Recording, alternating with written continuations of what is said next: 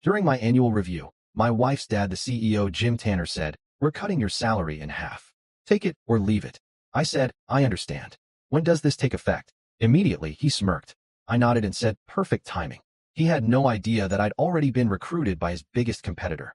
You know that feeling when you walk into a room and instantly know you're about to get screwed? Yeah, well, welcome to my Tuesday morning. The executive boardroom at Tanner Industries reeked of polished oak and that burnt coffee smell that comes from leaving the pot on since 6 a.m. Real classy joint, this place. Nothing says, "We're successful," quite like furniture that costs more than most people's cars and coffee that tastes like it was filtered through an old gym sock. My father-in-law, Jim Tanner, CEO extraordinaire and professional pain in my ass, was already planted in his oversized leather throne when I walked in. This chair wasn't just furniture, it was a statement piece. The kind of chair that screams, "I own this place and everyone in it." Which, to be fair, he pretty much did. The man had built Tanner Industries from the ground up, turning a small logistics company into a regional powerhouse that moved everything from auto parts to industrial equipment. Respect where it's due, the guy knew how to run a business. Too bad, he was also a grade A manipulative bastard who treated family dinners like hostile takeovers. Jim didn't even look up from his paperwork when I took my seat across from him. Classic power move. Make the other guy wait while you shuffle through documents that probably say nothing more important than, "Remember to pick up dry cleaning." I'd been on the receiving end of this particular theater performance enough times to know the script. First, the uncomfortable silence. Then, the dramatic eye contact. Finally, the verbal gut punch delivered with all the warmth of a tax audit. "Marcus," he said, finally gracing me with his attention. His voice had that flat, emotionless quality that rich guys perfect when they're about to ruin someone's day. "Let's get straight to business." "Oh, here we go." I leaned back in my chair, mirroring his casual posture. After 15 years of dealing with Jim Tanner's corporate theater, I'd learned to play along. "Sure thing, Jim. What's on your mind?" He didn't waste time on pleasantries, never did. Jim was the kind of guy who probably charged his own mother for Christmas dinner. "We're cutting your salary in half, Marcus," he announced like he was discussing the weather. "Take it or leave it." And there it was. The moment I'd been half expecting for months, delivered with all the ceremony of ordering a sandwich. 15 years of loyalty, late nights, missed family dinners, weekend calls, holiday emergencies. All of it brushed aside like lint on an expensive suit. 15 years of making this company millions while he took the credit, and I took the blame when things went sideways. I kept my face neutral, a skill I perfected during countless family gatherings where Jim's idea of small talk involved reminding everyone how generous he was for letting me marry his daughter. "I understand," I replied, my voice steady as a surgeon's hand. Inside, though, I was doing cartwheels. This arrogant son of a bitch had just handed me the best gift of my professional life, and he didn't even know it. Jim's smirk spread across his face like oil on water. He thought he'd crushed me, thought he'd finally put the outsider in his place. The man practically glowed with satisfaction, probably already planning how he'd tell this story at the country club. Poor Marcus couldn't handle the pressure, he'd say. Had to cut his salary just to keep him around. The other old boys would nod and agree that family businesses were tough, that sometimes you had to make hard choices. "It takes effect immediately," he continued, clearly savoring every word. The immediacy wasn't about cash flow or budget constraints. Tanner Industries was pulling in more money than ever. This was about power, about reminding me exactly where I stood in the family hierarchy. Spoiler alert, it wasn't at the top. I nodded once, slow and deliberate. "Perfect timing," I said. Those two words hung in the air between us like smoke from a cigarette. Jim's smirk faltered for just a second, not long enough for anyone else to notice, but I caught it. He didn't know what I meant, and that little flicker of uncertainty was delicious. See, Jim Tanner might have been a business genius, but he'd made one crucial mistake. He'd underestimated me. For months, I'd been watching the cracks in his empire. Suppliers getting restless over delayed payments. Key clients grumbling about service issues. Employees jumping ship to competitors. Jim was so busy playing king of the mountain that he'd stopped paying attention to the avalanche building beneath his feet. And me? I'd been taking notes. The thing about being the family outsider is that you learn to see things differently. While the Tanner boys, Claire's brothers Brendan and Oliver, were busy kissing daddy's ring and playing office politics, I was actually working. Building relationships with suppliers, solving client problems, keeping the wheels turning. Jim took credit for my wins and blamed me for every setback. But the people doing the real work? They knew who was actually running the show. "Is there anything else you'd like to discuss?" I asked, standing up from my chair with the kind of calm confidence that probably made him wonder if I'd suffered a concussion on the way to his office. Jim waved a dismissive hand. "That's all, Marcus. I'm sure you understand the position the company is in." The position the company was in. Right. The company that had just posted record quarterly profits was apparently so strapped for cash that they needed to slash my salary. Makes perfect sense when you don't think about it at all. I walked toward the door, then paused with my hand on the brass handle. "Jim," I said, turning back to face him. I want you to know that I really do appreciate everything you've done for me." His chest puffed up like a peacock's. The man lived for moments like this, when the help showed proper gratitude. "Well, Marcus, I've always tried to take care of family." Family. The word tasted like cheap wine and broken promises. I was family when he needed someone to clean up a client crisis at 2 a.m. on a Sunday.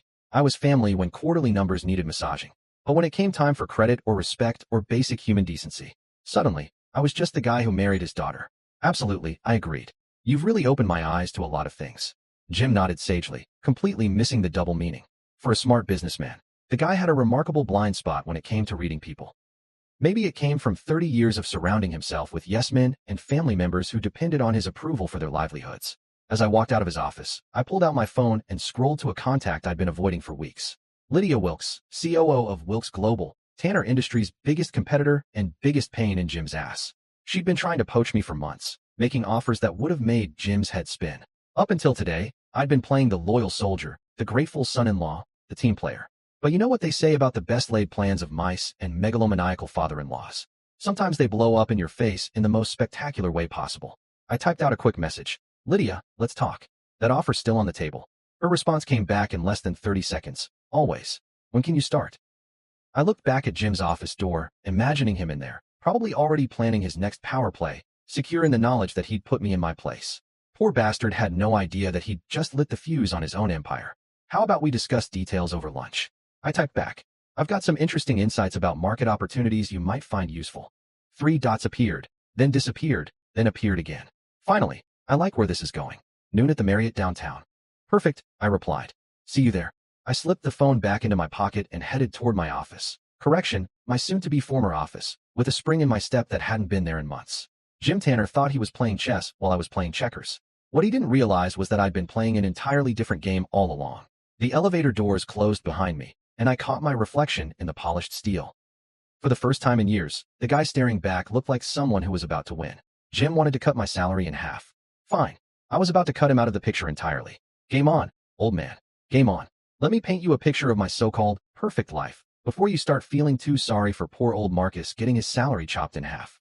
On paper. And trust me, Jim loved putting things on paper so he could frame them and hang them on his ego wall. I had it all. Executive Vice President of Operations, corner office with floor-to-ceiling windows overlooking downtown, company BMW that still had that new leather smell, and a salary that made my college buddies green with envy every time we grabbed beers. Oh, and I was married to Claire Tanner, the princess of the industrial supply kingdom. Blonde, beautiful, and born with a platinum spoon so far up her ass that she could taste the family crest. To everyone on the outside looking in, I was living the American dream with a capital D and a side of, how the hell did that guy get so lucky? Here's the thing about golden cages, though, they're still cages. And after 15 years of being the dancing monkey in Jim Tanner's three-ring circus, the gilding had worn pretty damn thin. Every single success I'd managed to pull off got twisted into some brilliant example of Jim's mentorship and guidance. Remember that Patterson Industries deal that saved our asses during the 2019 slowdown? The one where I spent 3 months schmoozing their purchasing director and basically lived in hotel conference rooms hammering out terms? Yeah, according to the company newsletter, that was all thanks to CEO Jim Tanner's strategic vision and leadership excellence. My name appeared in the fine print, if at all, usually somewhere between special thanks to the janitorial staff and don't forget to validate your parking. But every failure? Every client who walked away, every supplier who got pissy about payment terms, every time a delivery truck broke down in the middle of nowhere, that was all Marcus Sullivan, folks.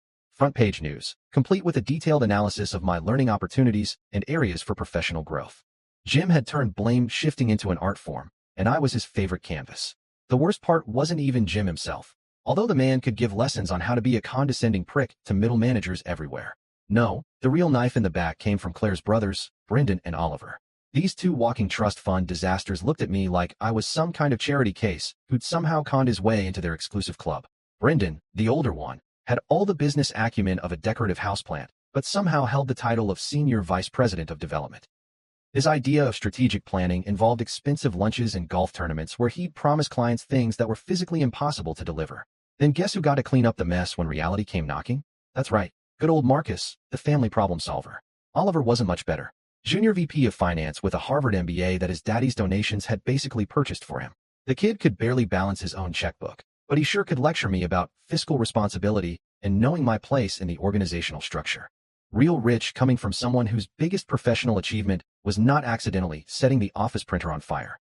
Family dinners were like psychological warfare disguised as pot roast and small talk.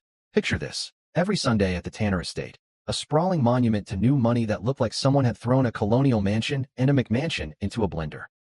Jim would hold court at the head of a dining table that could have doubled as a landing strip, dispensing wisdom and passive-aggressive commentary like some kind of industrial supply godfather. "Marcus," he'd say, cutting into his steak with surgical precision, "you're so lucky to be part of this family. Not everyone gets opportunities like this. Lucky. That word followed me around like a bad smell. Lucky to work 70-hour weeks. Lucky to take the heat when his golden boy screwed up. Lucky to sit at the kids' table of a business I'd helped build while Brendan and Oliver got to play with the grown-ups." Claire would just sit there, sipping her wine and nodding along like one of those dashboard bobbleheads.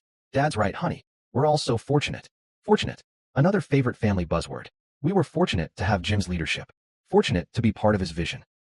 Fortunate to shut up and do what we were told without asking inconvenient questions about things like respect or basic human decency. But the real kicker was how they talked about the business itself. According to the official Tanner family mythology, this was a dynasty built on hard work, family values, and good old-fashioned American ingenuity. The reality? Jim had inherited a decent-sized trucking company from his own father-in-law and spent 30 years leveraging other people's money and labor to turn it into something bigger. Not exactly the rags-to-riches story he loved telling at industry conferences. Behind the scenes, Tanner Industries was held together with duct tape, crossed fingers, and my personal willingness to work miracles on a regular basis. While Jim played golf with potential investors and the boys practiced their executive cosplay, I was the one actually keeping the trains running on time. Literally. We had a major rail contract that required precision timing, and guess who spent his weekends coordinating with freight schedulers? The funny thing about being treated like an outsider in your own family business is that it gives you a unique perspective on all the cracks in the foundation. While everyone else was busy playing their assigned roles in the Tanner family drama, I was watching the real show, suppliers getting nervous about payment schedules, key employees updating their LinkedIn profiles, competitors circling like sharks who'd smelled blood in the water. Jim's empire looked solid from the outside, sure. Shiny offices, fancy company vehicles, quarterly reports that made investors happy. But I could see the rot underneath. Outdated systems that hadn't been upgraded since the Clinton administration. A management structure that prioritized family loyalty over actual competence.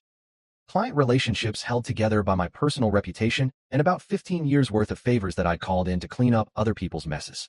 And through it all, I played my part. Loyal son-in-law, dedicated employee, team player who never rocked the boat or asked for more than he deserved. I smiled at Jim's jokes, laughed along when Brendan told stories about his latest business school buddy's startup failure, and pretended not to notice when Oliver, accidentally, forgot to invite me to strategy meetings. But here's what none of them understood about Marcus Sullivan. I wasn't just some lucky bastard who'd married above his station. I was a guy who'd built his own reputation in this industry, one satisfied client and one successful project at a time.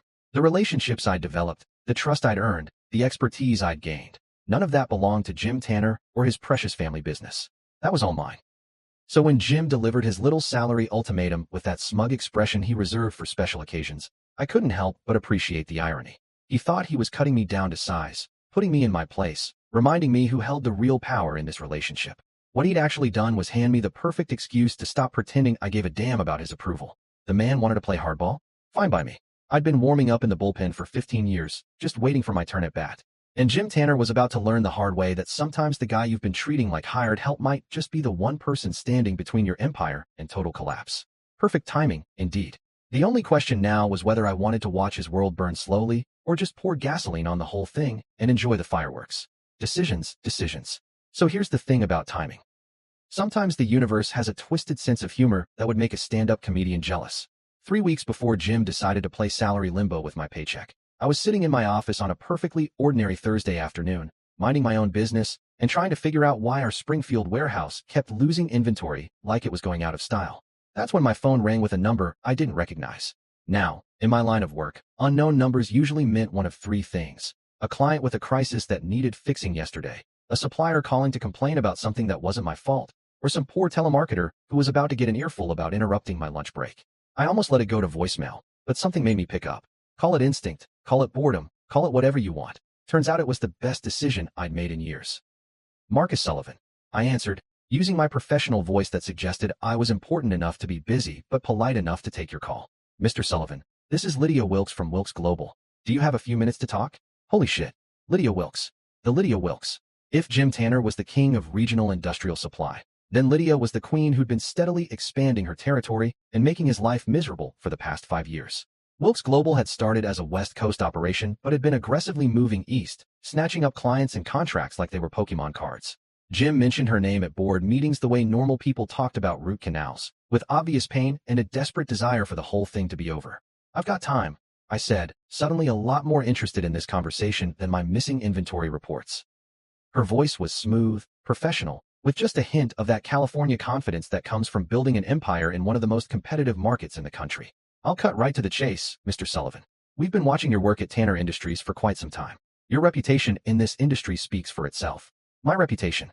Not Jim's reputation, not the Tanner family legacy, my reputation. When was the last time someone at Tanner Industries had acknowledged that I might actually be good at my job? I'd been there so long that I'd started to wonder if my professional identity had completely merged with Jim's son-in-law who does things. "That's very flattering," I replied, leaning back in my chair. "What exactly can I do for you, Ms. Wilkes?" "Call me Lydia. And actually, it's more about what we can do for you. I'm calling because Wilkes Global is planning a major expansion into the Midwest market, and we want someone with your experience and connections to lead the initiative." "Lead the initiative." Not assist with, or support, or help implement, lead. As in, be the guy making the actual decisions instead of the guy explaining why someone else's bad decisions weren't working out. The concept was so foreign after 15 years at Tanner Industries that I almost didn't know how to process it. "That's interesting," I said, trying to keep my voice neutral while my brain started doing backflips. "What would something like that look like?" Lydia laughed, and it wasn't one of those fake corporate laughs that sound like someone practicing scales on a broken piano. This was genuine amusement, like she could hear the carefully controlled excitement in my voice. "Well, for starters, it would look like you having actual authority over your own projects. Revolutionary concept, I know. Full control over budget allocation, hiring decisions, strategic partnerships, the works. Full control. I'd forgotten what those words even meant. At Tanner Industries, my idea of full control was being allowed to choose which brand of coffee to order for the break room, and even that required approval from the purchasing committee that Jim's nephew ran like his own personal fiefdom. "We're not looking for an employee, Marcus," Lydia continued. "We want a partner. Someone who can build something from the ground up and has the experience to make it profitable from day one. The compensation package would reflect that level of responsibility." Compensation package. She hadn't thrown out numbers yet, but something in her tone suggested we weren't talking about the kind of salary that gets cut in half during annual reviews. We were talking about the kind of money that comes with equity stakes and performance bonuses and all those other executive perks that Jim kept for family members only. "And what makes you think I'd be interested in leaving my current position?"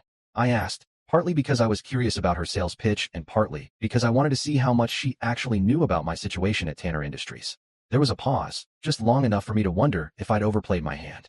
Then Lydia spoke again, and her voice had shifted slightly, less corporate smoothness, more straight talk.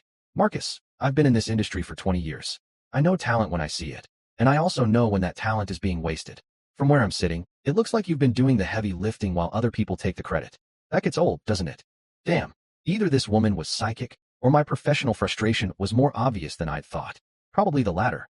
After 15 years of grinding my teeth through family meetings where my contributions got brushed aside like yesterday's newspaper, I probably developed some kind of visible twitch.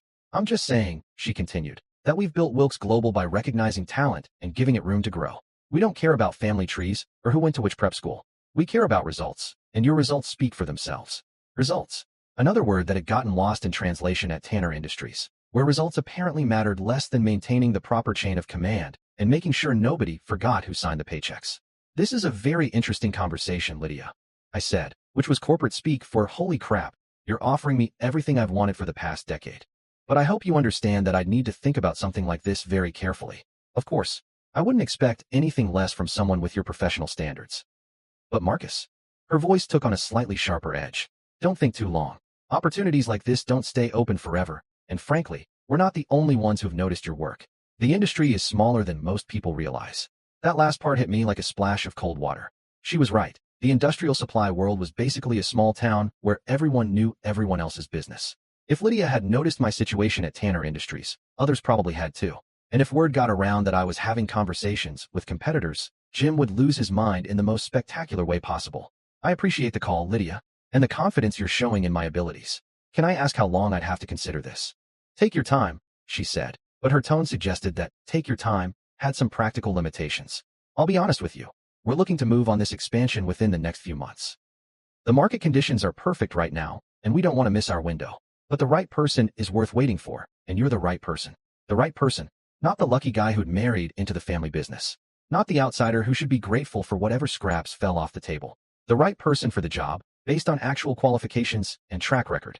Novel concept. I understand completely, I replied. And I want you to know that I'm genuinely interested in hearing more details. This isn't just a polite brush-off. Good, Lydia said, and I could hear the smile in her voice.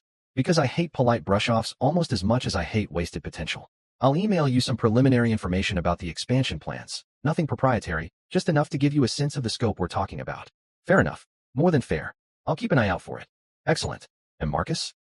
I know this might feel like a big decision, but sometimes the biggest risk is not taking any risks at all. You've spent 15 years proving what you can do within someone else's system. Imagine what you could accomplish when you're actually running the show. Running the show? The phrase echoed in my head long after we'd hung up. I'd been so focused on climbing the ladder at Tanner Industries that I'd almost forgotten there were other ladders out there. Ones that didn't require me to kiss the ring of a megalomaniacal father-in-law who treated me like a glorified intern with a fancy title. I spent the rest of that afternoon staring out my corner office window, watching traffic crawl through downtown like ants carrying crumbs back to the colony. Funny how perspective changes everything. From up here, all those people looked like they were part of some grand plan, everyone knowing their role and playing their part. But I'd bet good money that most of them felt just as trapped in their daily grind as I did in my golden cage. The email from Lydia arrived exactly 43 minutes later, and let me tell you, the woman wasn't kidding about the scope of their expansion plans. We're talking about a full-scale invasion of Jim's territory, complete with distribution centers, client acquisition strategies, and enough startup capital to make my current operating budget look like lunch money. They weren't just planning to compete with Tanner Industries. They were planning to obliterate us.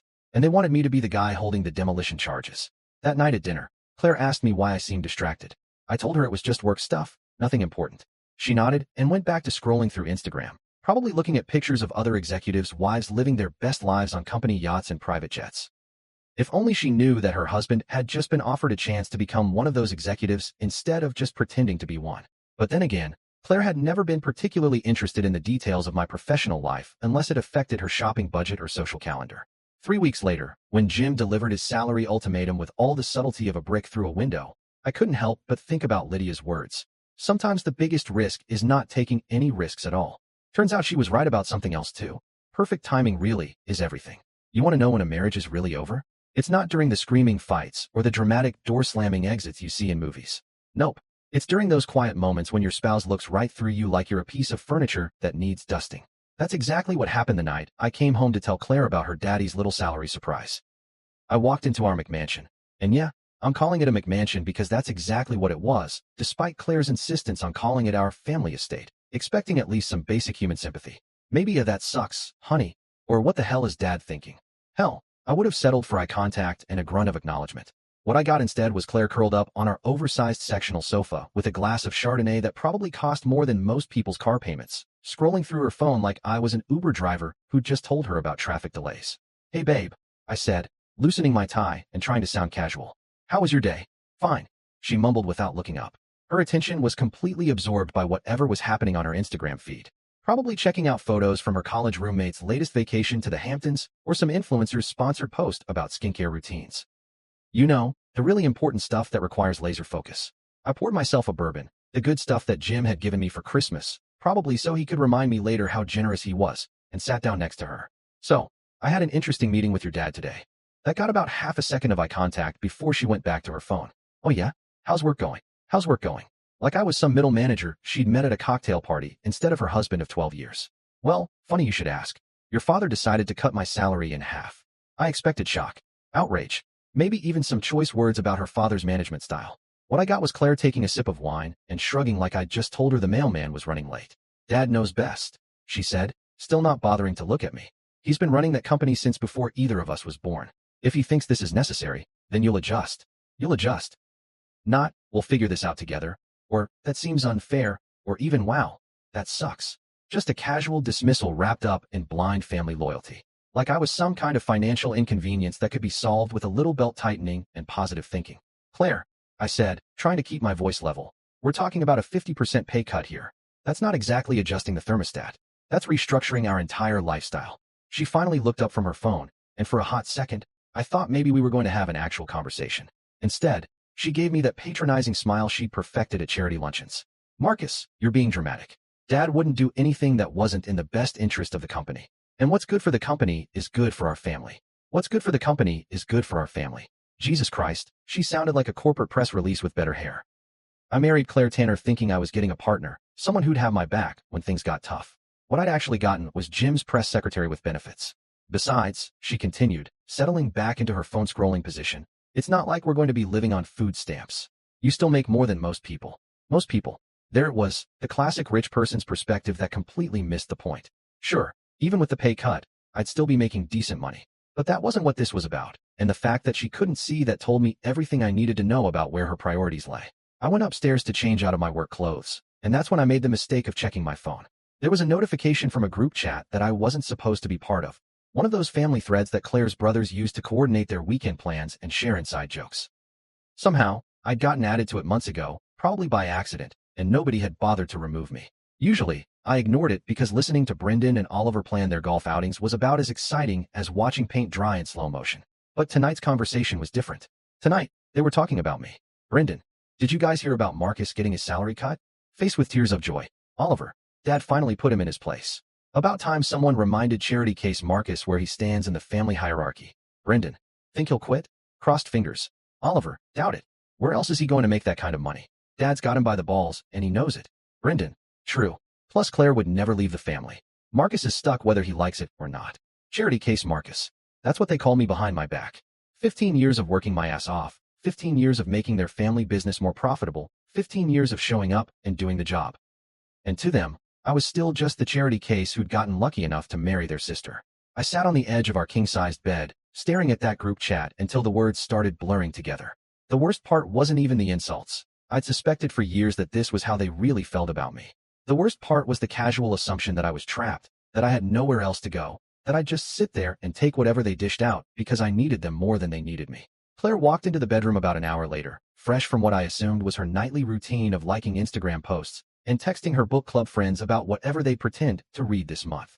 She glanced at me sitting there with my phone in my hands and must have noticed something in my expression. "What's wrong now?" she asked, and I swear to God, she made it sound like I was a car that kept making weird noises despite multiple trips to the mechanic. I showed her the group chat. "Your brothers have some interesting thoughts about your husband." She read it over, and for a moment, just a moment, I thought I saw something like embarrassment flash across her face. But then she handed my phone back and shrugged. "They're just blowing off steam, Marcus. You know how boys are." Boys. These weren't boys. They were grown men in their 30s who held executive positions at a major company. But in Claire's world, apparently, casual cruelty was just boys being boys, and I was supposed to laugh it off like some good-natured hazing ritual. "Claire, they call me a charity case. Your own brothers think your husband is basically a leech who married into money." She sat down at her vanity and started her nighttime skincare routine, addressing my reflection in the mirror instead of actually looking at me. "Marcus, you're being too sensitive. Family teases each other. It doesn't mean anything. Family teases each other. Right?" Because nothing says loving family banter quite like calling someone a charity case and betting on whether they'll have the dignity to quit their job. "Besides," she added, smoothing some kind of anti-aging cream under her eyes, "you did marry into this family. That's not exactly a secret. And Dad has been incredibly generous with you over the years. Maybe instead of getting upset about silly text messages, you should focus on showing him that you deserve his continued support. Deserve his continued support. Like I was some kind of dependent relative instead of the guy who'd been keeping his business running smoothly while his sons played office and learned important executive skills like expense account management and recreational golf." I realized something sitting there, watching my wife defend her family's casual cruelty while she applied $70 face cream that was supposed to fight the aging process. Claire had never really seen me as her partner. I was an accessory to her lifestyle, a reasonably successful husband who looked good at company parties and didn't embarrass her at charity functions. The fact that I had feelings, ambitions, or professional pride of my own was basically irrelevant to the role I was supposed to play. When I didn't respond immediately, she turned around in her chair and gave me that look, the one that suggested I was being unreasonably difficult about something perfectly obvious. "Marcus, you're part of this family now. That means supporting Dad's decisions, even when they're hard to understand. He's built everything we have. Everything we have. Not everything I'd helped build or contributed to. Everything he'd built that we were lucky enough to benefit from." In Claire's mind, I was still just the guy who'd won the lottery by marrying the boss's daughter. That night, lying in bed next to a woman who'd basically told me to shut up and be grateful for the scraps, I kept thinking about Lydia's words. "We don't want an employee, we want a partner." Claire never asked how I felt about the salary cut. Never wondered if maybe her father was being unreasonable. Never considered that 15 years of loyalty and hard work might deserve more respect than a casual dismissal and a reminder to know my place. But you know what? That was fine. Because while she was busy being daddy's little girl, I was starting to remember what it felt like to be Marcus Sullivan, the guy who'd built his own reputation in this industry long before he'd ever heard the name Tanner. And that guy was about to make some very interesting decisions. You know what they say about the best revenge? It's a dish best served cold, with a side of meticulous planning and a garnish of holy shit, I can't believe that just happened. Over the next week, I became the poster child for professional composure. I showed up to work every morning with a smile, attended Jim's painfully boring board meetings without complaint, and even laughed at Brendan's terrible jokes about quarterly projections. To anyone watching, I was the model employee gracefully accepting his reduced circumstances. What they couldn't see was the spreadsheet I was building at home every night, my own personal exit strategy disguised as a simple contact list. Names, phone numbers, email addresses, contract dates, personal details about kids and spouses, and vacation plans. 15 years of relationship building doesn't just disappear because your father-in-law decides to play power games with your paycheck. Take Danny Morrison, for example, head of procurement at Morrison Logistics, one of our biggest clients. Most people saw Danny as just another suit with a purchase order, but I knew he was a divorced dad of twin girls who coached Little League on weekends and had been looking for a more reliable supplier ever since his ex-wife moved to Phoenix with the kids. We'd grab lunch every couple months, and he'd always end up talking about how Tanner Industries was solid, but sometimes slow to adapt to changing market conditions. Marcus, he'd said during our last lunch, picking at his club sandwich like he was defusing a bomb. You guys do good work, don't get me wrong. But sometimes I feel like I'm dealing with a company that's stuck in 1995. Everything takes 3 approval levels and a committee meeting just to change the color of the delivery truck. At the time, I'd made some diplomatic noises about corporate efficiency and process improvement. But now I was thinking about how Danny might react if someone offered him the same quality service with half the bureaucratic bullshit and maybe a 10% discount for switching vendors. Hypothetically speaking, of course.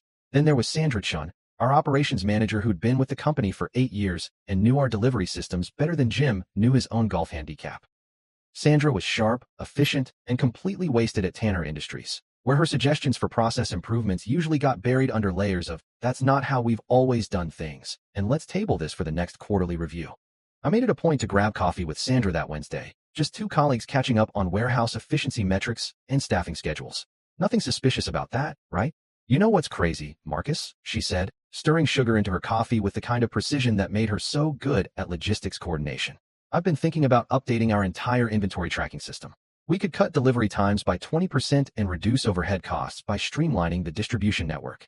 But every time I bring it up, Jim wants 3 different feasibility studies and a cost-benefit analysis that takes 6 months to complete. That does sound frustrating, I replied, mentally adding Sandra's name to my growing list of people who might be interested in working for an organization that actually valued innovation over tradition. It is frustrating, she continued. Sometimes I wonder what it would be like to work somewhere that actually wanted to improve instead of just maintaining the status quo. You know what I mean? Oh, Sandra, if only you knew how much I understood exactly what you meant. By Friday, I had what you might call a comprehensive overview of Tanner Industries' most valuable assets. And I'm not talking about the warehouses or the truck fleet. I'm talking about the people who actually made things work, the clients who generated revenue, and the suppliers who kept our operations running smoothly. Funny how when you start paying attention to who really drives the business, you realize how much of it has nothing to do with family names or corner offices. My phone had been buzzing with messages from Lydia all week, nothing pushy, just professional follow-ups and additional details about Wilkes Global's expansion timeline. She was smart enough to know that rushing a guy making this kind of decision was a good way to spook him into staying put. But she was also smart enough to keep the conversation going, to make sure I didn't forget about the opportunity while I was busy playing loyal employee. Thursday night, she sent me a text that wasn't quite business and wasn't quite personal. Hope you're having a good week. No pressure on our previous conversation, but I thought you might find this interesting. Attached was a link to an industry article about companies that had successfully expanded into new markets by hiring executives with established regional connections. The article was basically a case study in everything I'd been thinking about. Companies that trusted experienced hires to build new divisions. Executives who'd taken calculated risks and been rewarded with equity stakes and real authority. Success stories that started with someone deciding they were worth more than whatever scraps their current employer was throwing their way. I forwarded the article to my personal email and saved it in a folder I'd labeled Professional Development. Claire never checked my computer anyway. She was too busy managing her own social calendar and planning charity committee meetings where rich wives got together to feel good about donating other people's money to causes they'd never actually volunteer for themselves. The real breakthrough came Friday afternoon during what was supposed to be a routine staff meeting. Jim was holding court at the head of the conference table, explaining his vision for the next quarter like he was revealing the cure for cancer. Brendan and Oliver flanked him like matching bookends, nodding enthusiastically at every pronouncement. The rest of us, the people who actually did the work, sat there taking notes and trying to look interested. Our competitive advantage, Jim declared, gesturing at a PowerPoint slide that looked like it had been designed by a particularly unimaginative intern, lies in our established relationships and time-tested processes. While other companies chase after every new trend, we stick with what works. Established relationships, time-tested processes. Corporate speak for, we're too lazy and set in our ways to adapt to changing market conditions. I glanced around the table at faces that ranged from politely attentive to barely concealed boredom. These people knew the score. They'd been hearing variations of this same speech for years while watching competitors eat our lunch with better technology and more flexible service options. After the meeting, I lingered in the conference room, pretending to review my notes while everyone else filed out. That's when I overheard Brendan talking to Oliver by the elevator. "Dad's really putting the screws to Marcus," Brendan was saying, and he sounded way too pleased about it. "Think it'll finally get him to quit?" "Nah," Oliver replied. "Guy's got nowhere else to go. Dad's been carrying him for years. Without the Tanner name backing him up, he's just another middle-aged operations guy with a decent resume. Just another middle-aged operations guy. That's how they saw me. Interchangeable, disposable, completely dependent on their family's generosity for my professional survival." The fact that I'd been the one actually building and maintaining most of those established relationships Jim loved bragging about was apparently irrelevant. That night, I sat in my home office and opened up a fresh document on my computer. Not a resignation letter. I wasn't quite ready for that level of drama. Instead, I started writing what you might call a professional inventory. Every client relationship I developed personally. Every supplier who trusted me more than they trusted the Tanner Industries corporate structure. Every employee who'd come to me with problems because they knew I'd actually listen instead of referring them to HR for a consultation about proper channels. The list was longer than I'd expected. 15 years of showing up and doing the job had created a network that belonged to me, not to Jim's company. These weren't just business contacts. They were people who'd worked with Marcus Sullivan, not just some guy who happened to work for Tanner Industries. I also started a second list, internal processes and systems that I developed or improved over the years. Inventory management protocols that had saved the company hundreds of thousands in waste. Client communication systems that had reduced complaint calls by 60%. Staff scheduling innovations that had boosted productivity while keeping overtime costs under control. None of these improvements had Jim's name on them. None of them required the Tanner family seal of approval to work effectively. They were solutions I'd created, tested, and implemented because I'd identified problems and figured out ways to fix them. In other words, they were portable. Around midnight, my phone buzzed with another message from Lydia. "I know you're still considering our conversation, but I wanted you to know that the timeline for this expansion is firming up. We're looking at a January launch, which means we need our leadership team in place by December. Just wanted to keep you in the loop." January launch. December deadline.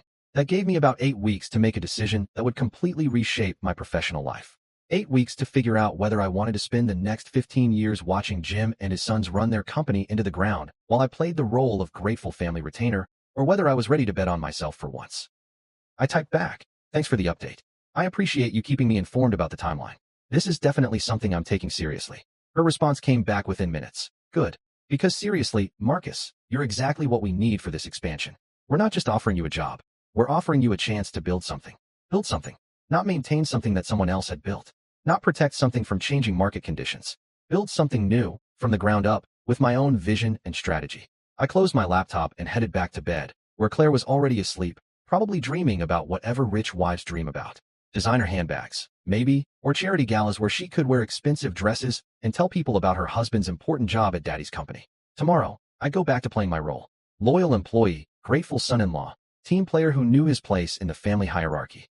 But tonight, for the first time in years, I was planning my own future instead of just accepting whatever Jim Tanner decided it should be. And it felt pretty damn good. Leading a double life is way more exhausting than Hollywood makes it look. Trust me on this one. For the past month, I'd been Marcus Sullivan, dutiful Tanner Industries employee by day, and Marcus Sullivan, secret weapon of Wilk's global expansion by night. It was like being a corporate superhero, except instead of fighting crime, I was plotting the systematic dismantling of my father-in-law's business empire. Not exactly the origin story you see in comic books, but hey, we all have our calling. My official cover story was bulletproof, special projects. 2 words that could mean absolutely anything and nothing at the same time. When Jim asked what I was working on, I'd throw around terms like operational efficiency analysis and long-term strategic assessment. Corporate buzzword bingo at its finest. The beautiful thing about special projects is that they're supposed to be confidential, which meant I could disappear for hours at a time without anyone asking too many questions. What I was actually doing was spending quality time at Wilkes Global headquarters, a sleek glass tower downtown that made Tanner Industries offices look like a strip mall from the 1980s. Everything about the place screamed modern efficiency. Open floor plans that actually promoted collaboration instead of just looking trendy, conference rooms with technology that had been invented sometime after the Bush administration, and a coffee machine that produced beverages you could drink without questioning your life choices. Lydia had introduced me to her brother Mason during my second visit, and let me tell you, the family resemblance was strong. Same sharp intelligence, same direct communication style, same complete lack of patience for corporate bullshit. Mason ran the financial side of Wilkes Global with the kind of precision that made Jim's shoot-from-the-hip management style look like what it was, outdated and ineffective. Marcus, Mason had said during our first real strategy session, we've been watching Tanner Industries for years, and honestly, we've been waiting for them to implode. The only thing that's kept them competitive is you. Me. Not the Tanner family legacy, not Jim's visionary leadership, not Brendan and Oliver's Harvard MBAs that their trust funds had basically purchased. Just me, doing the actual work while everyone else took credit for it. We think there's a window here, Lydia had added, spreading out market analysis reports across the conference table like she was planning a military campaign. Tanner Industries has been coasting on established relationships for years, but those relationships are starting to fray. Clients are getting frustrated with slow response times and outdated systems. Suppliers are tired of dealing with bureaucratic approval processes that take forever. She was right, and I had the inside information to prove it. Danny Morrison at Morrison Logistics had been dropping hints for months about looking for alternative suppliers. Peterson Manufacturing was getting pissy about delivery delays that Brendan kept promising to fix but never actually addressed. Even our longest-standing accounts were starting to ask pointed questions about whether Tanner Industries was still the right fit for their evolving needs. The thing is, Mason continued, we can't just waltz into their territory and expect to steal clients based on our good looks and winning personalities. We need someone who already has those relationships, someone clients trust and respect, someone who knows exactly where the weak spots are. Someone who knows exactly where the weak spots are. After 15 years of watching Jim run Tanner Industries like his personal kingdom, I could write a dissertation on weak spots. Hell, I'd been mentally cataloging them for years, filing away every inefficiency and every missed opportunity like evidence in a case I didn't know I was building. The beautiful thing about the Wilkes Global operation was how different it felt from every business meeting I'd ever attended at Tanner Industries. Instead of corporate theater and family politics, we talked about actual strategy, real numbers, realistic timelines, achievable goals that didn't require sacrificing quality or ethics to accomplish. It was like discovering that business meetings could actually be about business instead of ego management and succession planning. We're thinking aggressive but smart, Lydia explained during one particularly productive afternoon session. We don't want to just compete with Tanner Industries. We want to make them irrelevant.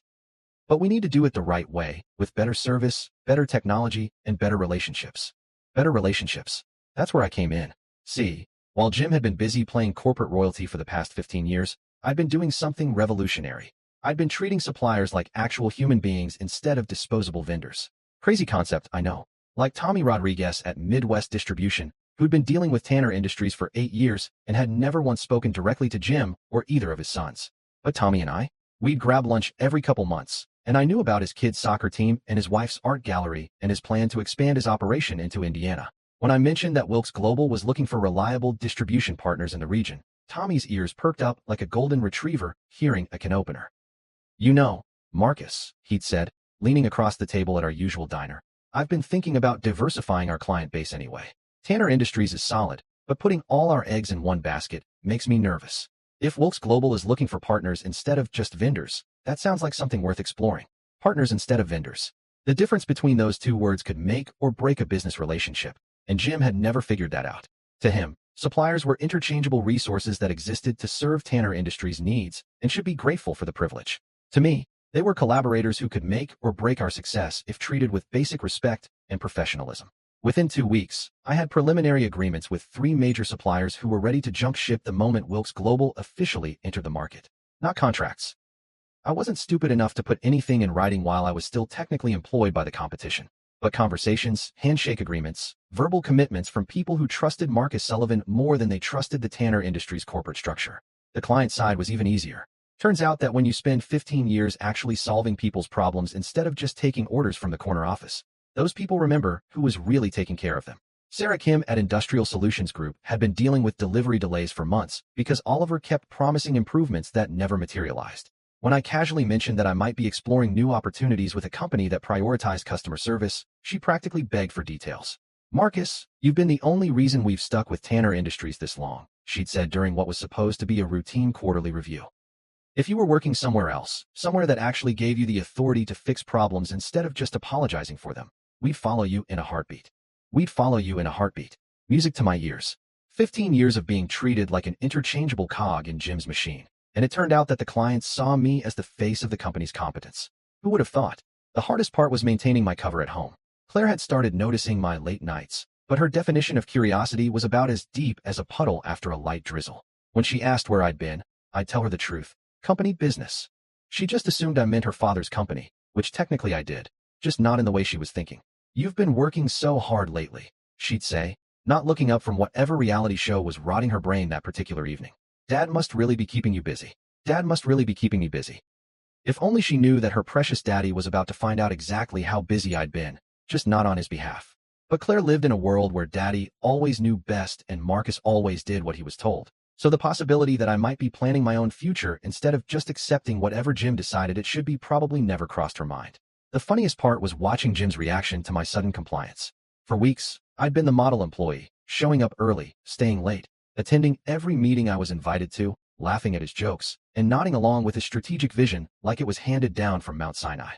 He was so pleased with himself for putting me in my place that he actually started treating me better, like a pet that had finally learned to heel. You see, Marcus, he'd said after one particularly productive board meeting where I presented quarterly numbers without a single complaint about budget cuts or resource limitations. This is what happens when everyone knows their role and focuses on doing their best work. Maybe this salary adjustment was exactly what you needed to reach your full potential. My full potential, right? If Jim only knew that my full potential involved dismantling his business model piece by piece while he patted himself on the back for being such an effective leader. Thursday afternoon, my phone buzzed with a text from Lydia. How are you feeling about January? Still on track. I typed back. More than ready. Everything's falling into place. And it was. Suppliers lined up, clients ready to follow, employees who'd jump at the chance to work for a company that actually valued their contributions. Jim Tanner thought he'd broken me with his little power play, thought he'd reminded me who was really in charge. What he'd actually done was give me the motivation to show him what real leadership looked like. The Midwest Industrial Supply Conference happens every November in Chicago, and it's basically the Super Bowl for guys like us who get excited about logistics optimization and supply chain management. 3 days of seminars, networking events, and vendor showcases where everyone pretends to care about innovative solutions while really just trying to figure out who's sleeping with whom and which companies are about to go belly up. This year's theme was adapting to tomorrow's challenges, which was corporate speak for how do we make more money while spending less on everything. Jim had been looking forward to this conference for months, partly because he loved playing big shot in front of his industry peers, and partly because Tanner Industries was one of the keynote sponsors. Nothing strokes a CEO's ego quite like having your company logo plastered all over convention center banners while you deliver profound insights about market leadership to a captive audience of potential clients and competitors. I'd attended this same conference for the past 8 years, usually as Jim's wingman, the loyal lieutenant who'd smile and nod while he took credit for operational improvements I'd actually implemented. This year was going to be different, though. This year, I was attending as myself, Marcus Sullivan, soon-to-be Director of Strategic Expansion for Wilkes Global, though Jim didn't know that part yet. The plan was elegant in its simplicity. Lydia and Mason had secured a last-minute sponsor slot after another company pulled out due to budget constraints. Wilkes Global would be announcing their Midwest expansion during the second day's keynote session, right after Jim finished his presentation about maintaining market leadership through traditional values. The timing wasn't accidental. Lydia had a flair for dramatic irony that I was really starting to appreciate. Wednesday morning, I sat in the audience watching Jim strut onto the stage like a peacock who'd just discovered mirrors. He was wearing his best power suit, the one that probably cost more than most people's monthly rent. And he had that confident swagger that comes from years of being told you're a business genius by people who depend on your approval for their paychecks. Ladies and gentlemen, Jim began, his voice booming through the conference center sound system. I want to talk to you today about what it really means to build a lasting business in this industry. Oh, this was going to be good. I settled back in my seat, pulled out my phone, and started recording. Not for any malicious purpose, you understand, just for posterity. Sometimes you want to remember the exact moment when someone's hubris reaches peak altitude right before it comes crashing down to earth. Jim launched into his usual spiel about family values, time-tested principles, and the importance of staying true to your roots while lesser companies chased after flash-in-the-pan trends. He talked about Tanner Industries like it was some kind of industrial supply monastery where ancient wisdom was preserved and passed down through generations of enlightened leadership. We don't follow market fads, he declared, clicking through slides that showed the company's steady growth over the past decade. We set the standard that others try to follow. While our competitors are busy reinventing themselves every few years, we focus on what really matters: consistent service, reliable partnerships, and the kind of personal relationships that can't be replicated by corporate algorithms. Consistent service, reliable partnerships, personal relationships. I had to give him credit. The man could spin a narrative like a political campaign manager. He was basically taking credit for everything I'd been doing for the past 15 years while making it sound like it was all part of his master plan. The audience was eating it up, too. Heads nodding, scattered applause at all the right moments. That kind of polite enthusiasm that conference attendees perfect after years of sitting through presentations that range from mildly interesting to actively painful. Jim was in his element, the successful CEO sharing hard-won wisdom with the next generation of industry leaders. In conclusion, he said, building toward what I knew would be his trademark closing line: success in this business isn't about chasing every new opportunity that comes along. It's about building something solid, something lasting, something that will still be here when all the flash and glamour fades away. Tanner Industries has been that kind of company for 30 years, and will be that kind of company for 30 more. The applause was enthusiastic, the kind of response that makes conference organizers happy and keynote speakers feel like they've just delivered the Gettysburg Address. Jim soaked it up like a sponge, probably already planning how he'd describe this triumph to Claire over dinner. The whole industry was hanging on my every word, he'd say. Standing ovation when I finished. Then the conference moderator stepped up to the microphone. Thank you, Mr. Tanner, for those inspiring words about traditional business values. And now, we're pleased to welcome Lydia Wilkes, Chief Operating Officer of Wilkes Global, who'll be sharing some exciting news about expansion and innovation in our industry. I watched Jim's face change as Lydia walked onto the stage. The confident smile faltered just slightly. Not enough for most people to notice, but I'd been studying his expressions for 15 years. He knew Wilkes Global was his biggest competition, but he'd assumed they'd stay safely contained on the West Coast where they belonged. The fact that Lydia was here, at his conference, giving a presentation to his audience, was like finding out your ex-girlfriend was dating your boss. Lydia looked incredible up there, all confidence and professional authority in a charcoal business suit that probably cost more than Jim's, but somehow managed to look effortless instead of showy. She had that California executive energy, polished but not pretentious, successful without being arrogant about it. Thank you all for being here today, she began, her voice carrying easily through the conference center. I want to talk to you about something that's been on my mind lately. The difference between maintaining the status quo and actually leading industry change. Maintaining the status quo. I almost laughed out loud. She was basically taking everything Jim had just said about traditional values and stability and turning it into an argument for why those things were actually weaknesses in a changing market. Brilliant. At Wilkes Global, we believe that respecting the past doesn't mean being afraid of the future, Lydia continued. Which is why I'm excited to announce our expansion into the Midwest market, bringing innovative solutions and fresh perspectives to a region that's been underserved by companies stuck in yesterday's business models. I could practically feel the tension in the room ratcheting up a notch. This wasn't just a presentation anymore. This was a declaration of war, delivered with PowerPoint slides and a smile that could cut glass. Jim was sitting 3 rows ahead of me, and I could see his shoulders getting rigid as Lydia laid out Wilkes Global's expansion plans with the kind of detail that suggested they'd been working on this for months. Now, successful expansion isn't just about having a good business plan, Lydia said, advancing to her next slide. It's about having the right leadership team, people who understand the market, who have established relationships, and who share our vision for what this industry could become with the right kind of innovative thinking. This was it. My cue. I felt my heart rate spike as Lydia's eyes found mine in the audience. Which is why I'm thrilled to introduce you to our new Director of Strategic Expansion, someone many of you already know and respect for his contributions to this industry over the past 15 years. The room went dead silent as she gestured toward me. Please join me in welcoming Marcus Sullivan to the Wilkes Global team. I stood up, and I swear to God, you could have heard a pin drop in that conference center. 500 industry professionals, including every major player in the regional market, watching as I walked down the aisle toward the stage like I was heading to my own wedding. Except this time, I was marrying a company that actually wanted me instead of just tolerating my presence. The walk to the stage felt like it took forever and no time at all. I could see faces in the audience, surprise, confusion, some knowing smiles from people who'd apparently seen this coming. Danny Morrison looked like someone had just told him Christmas was being moved to July. Sandra Chun from my old department was grinning like she'd just won the lottery. And Jim looked like someone had just told him his house was on fire and his insurance had expired yesterday. I shook Lydia's hand on stage, the cameras flashing like we were signing a peace treaty instead of launching what amounted to a business war. The handshake lasted just long enough for me to catch Jim's eye in the audience, just long enough to mouth two words that I'd been saving for exactly this moment. Perfect timing. His face went through about 6 different shades of red before settling on a color that I can only describe as a stroke victim purple.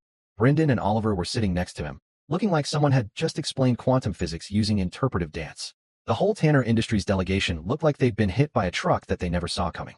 But the best part wasn't Jim's expression or the gasps from the audience, or even the scattered applause from people who were probably just happy to witness some genuine conference drama. The best part was the feeling of finally being introduced as myself instead of as someone's son-in-law or employee or lucky bastard who'd married above his station. Marcus brings 15 years of operational excellence and industry relationships to our expansion team, Lydia announced to the crowd. His track record speaks for itself, and we're confident that his leadership will make our Midwest operations a success from day one. His leadership, his track record, his success. After 15 years of having my achievements attributed to Jim's guidance and my failures blamed on my limitations, hearing someone acknowledge my actual contributions felt like winning the professional lottery. I stepped up to the microphone, looked out at an audience that included every major player in the regional industrial supply market, and smiled. Thank you, Lydia. I'm excited to be part of a team that values innovation and results over tradition for tradition's sake. Wilks Global represents everything I believe this industry can become when we stop limiting ourselves to what we've always done and start focusing on what we could accomplish. The applause was genuine this time, and I could see people in the audience already pulling out their phones to text colleagues who weren't at the conference. By tomorrow morning, every supplier, client, and competitor in the Midwest would know that Marcus Sullivan had just declared independence from the Tanner Industries empire. As I walked off the stage, I caught sight of Jim again. He was still sitting in his seat, but his confident posture had completely collapsed. The man who'd spent the morning talking about market leadership and lasting success looked like someone who'd just realized his empire wasn't as solid as he'd thought. Perfect timing, indeed. Ever watched a controlled demolition? You know, where they place charges at just the right structural points and then hit the button to watch a whole building come down in about 15 seconds.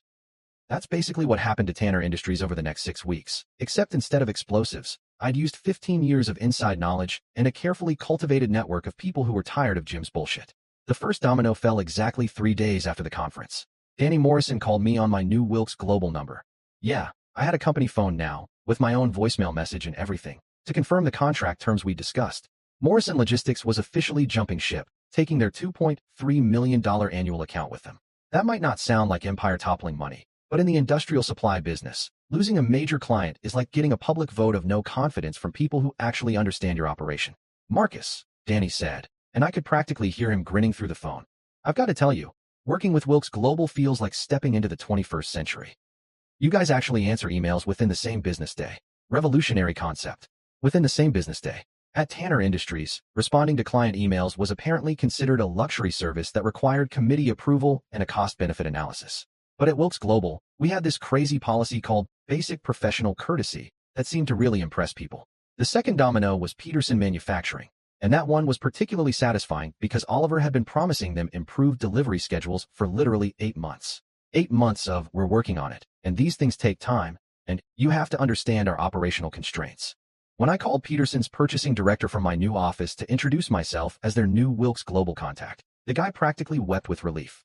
Marcus, thank God, he said. We were about to start looking for alternative suppliers anyway. Oliver Tanner couldn't organize a 2-car parade, let alone fix our delivery issues. Peterson Manufacturing, $1.8 million annually, gone.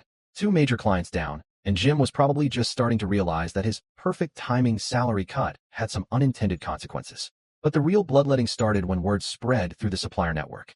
Tommy Rodriguez at Midwest Distribution was the first to officially switch sides, and once he started talking to his buddies about how much better Wilks Global was to work with, it was like watching dominoes fall in slow motion.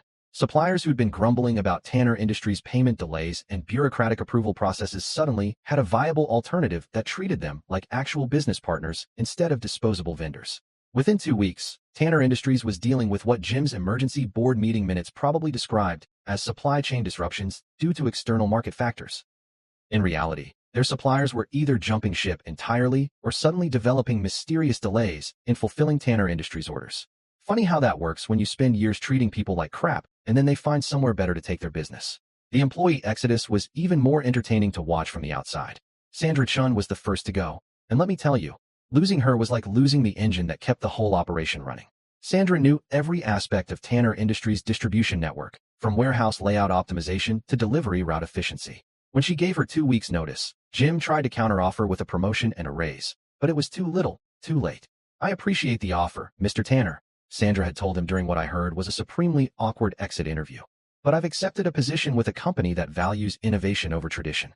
Sometimes you have to take risks to grow professionally." Sandra joined Wilkes Global as our operations coordinator, bringing with her a complete understanding of how to improve on everything Tanner Industries was doing wrong. It was like having a detailed blueprint of your competitors' weaknesses delivered directly to your planning committee. She wasn't the only one. Mike Chun from accounting, no relation to Sandra, despite the name, followed her out the door after 12 years with the company. Then Jennifer Walsh from client services, who'd been dealing with Oliver's incompetent management style for way too long. By the end of November, Tanner Industries had lost 6 key employees, and the remaining staff was starting to look around like passengers on the Titanic who'd just heard the word iceberg. The best part was watching Brendan and Oliver try to manage the crisis. These two geniuses, who'd never had to actually solve a business problem that couldn't be fixed with daddy's money or connections, were suddenly responsible for keeping operations running while their most experienced people headed for the exits. It was like watching teenagers try to perform brain surgery with tools they'd never seen before. During one particularly disastrous week, Oliver managed to lose a major shipment because he'd forgotten to coordinate with the trucking company about holiday scheduling. The client, Industrial Solutions Group, Sarah Kim's company, called to complain, and Oliver's brilliant solution was to blame the trucking company for not anticipating our needs, despite the fact that nobody had bothered to tell them about the shipment in the first place.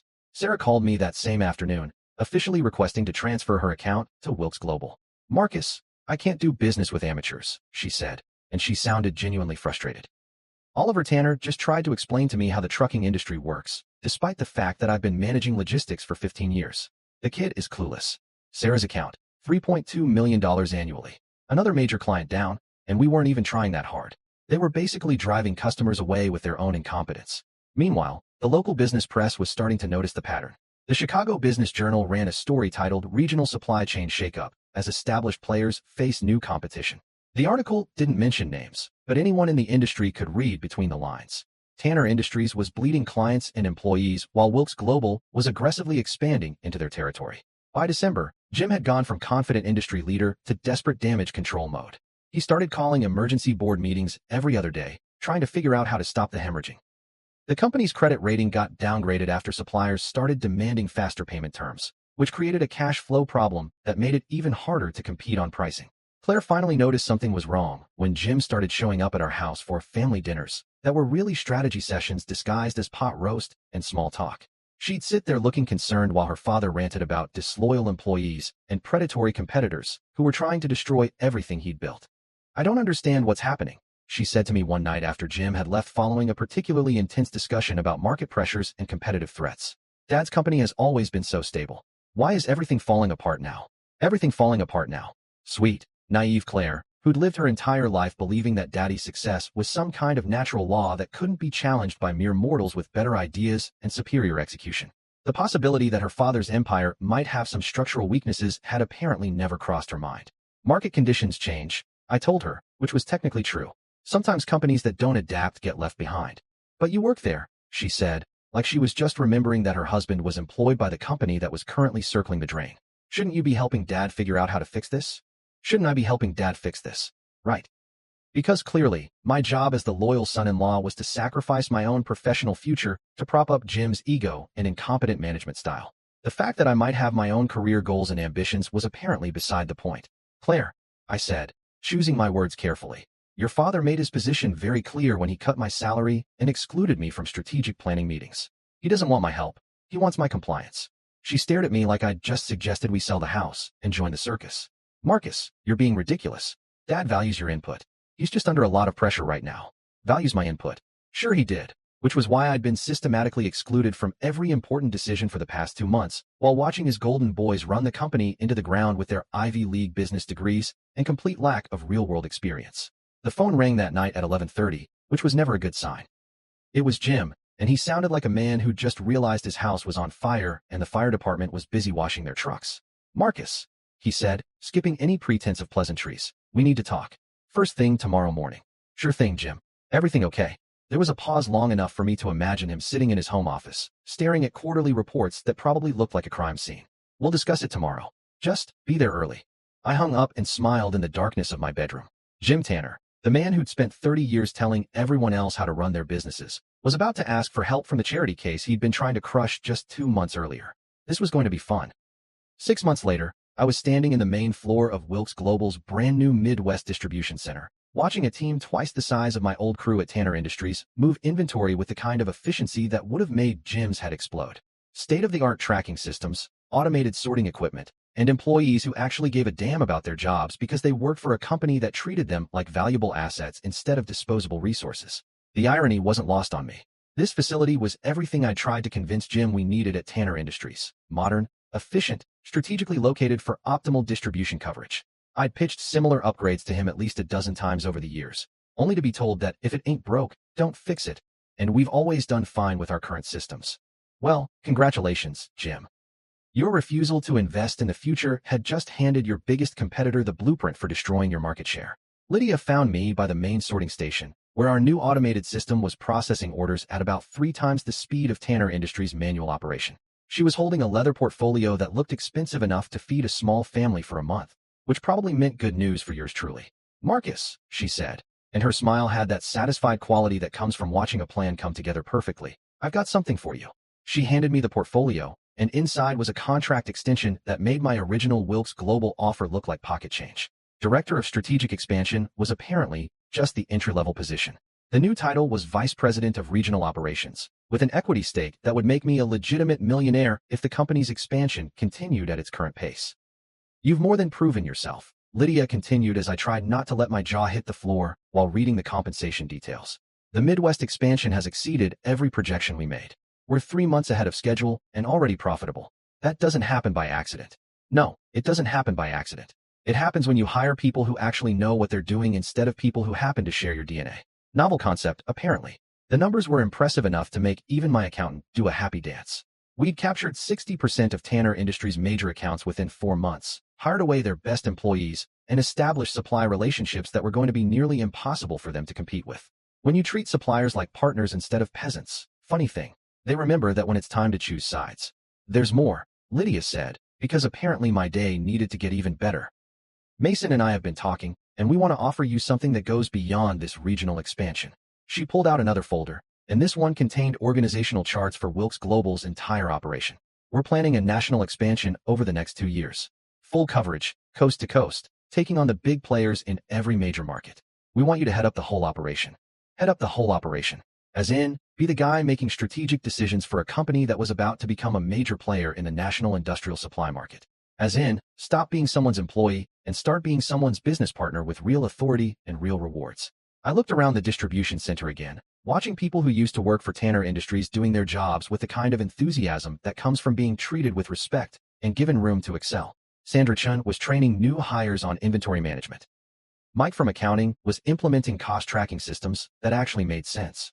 Jennifer Walsh was building client relationships that would last for years instead of just hoping clients wouldn't notice how screwed up everything was behind the scenes. "What do you think?" Lydia asked. "Ready to take on the big leagues?" What did I think? I thought about Jim Tanner sitting in his oversized office, probably staring at quarterly reports that looked like a medical examiner's findings. I thought about Brendan and Oliver trying to explain to their board of directors how they'd managed to lose half their client base to a competitor they'd never taken seriously. I thought about Claire, who'd filed for divorce 3 months ago when she'd finally realized that being married to me wasn't quite as advantageous as it used to be. The divorce had been predictably ugly, with Claire's lawyers trying to argue that my Wilkes Global position was somehow community property that she deserved to benefit from. Apparently, even after our marriage imploded, she still thought she was entitled to profit from my professional success. The judge had been less impressed with that argument than she'd hoped. "You know what, Lydia?" I said, closing the contract folder and extending my hand for a handshake that would officially make me a vice president at one of the fastest growing companies in the industry. "I think I'm ready." The local business press had been having a field day with the whole situation. The rise and fall of Tanner Industries, a case study in family business succession, had been the headline in last month's Regional Commerce Review.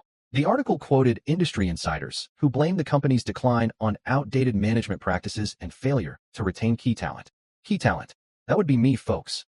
The charity case, who apparently wasn't executive material, had just been promoted to run national operations for a company that was kicking his former employer's ass up and down the supply chain. The best part wasn't even the professional vindication or the money or the equity stake that was going to make me genuinely wealthy instead of just well compensated. The best part was walking into industry conferences now and having people treat me like Marcus Sullivan, successful executive, instead of Marcus Sullivan, Jim Tanner's son-in-law who'd gotten lucky. Jim tried calling me exactly once, about 2 months after the conference disaster. I let it go to voicemail, and his message was a masterpiece of desperate corporate speak. Marcus, I think there may have been some misunderstandings about your role at Tanner Industries. Perhaps we could sit down and discuss how to move forward in a way that benefits everyone involved. Misunderstandings about my role. Benefits everyone involved. The man who'd publicly declared that I wasn't executive material was suddenly interested in revisiting our professional relationship now that his company was hemorrhaging money and reputation. I deleted the message without calling him back. Some bridges are meant to be burned, and watching them burn from a safe distance while sipping expensive whiskey is one of life's genuine pleasures. Trade journals started calling me the man who dethroned Tanner, which was probably giving me more credit than I deserved, but sounded pretty badass on business cards. The truth was simpler. I just stopped accepting a situation that was beneath my worth and started working for people who recognized what I brought to the table. 6 months ago, I was the grateful son-in-law who should have been thankful for whatever scraps Jim decided to throw my way. Now I was the vice president of a company that was rewriting the rules for how business gets done in this industry, with an equity stake that would set me up for life and the professional respect that I'd been earning for 15 years but never receiving.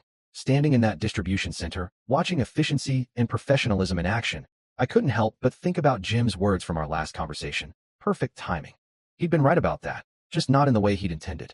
Jim Tanner had wanted to cut my salary in half and remind me of my place in his family hierarchy.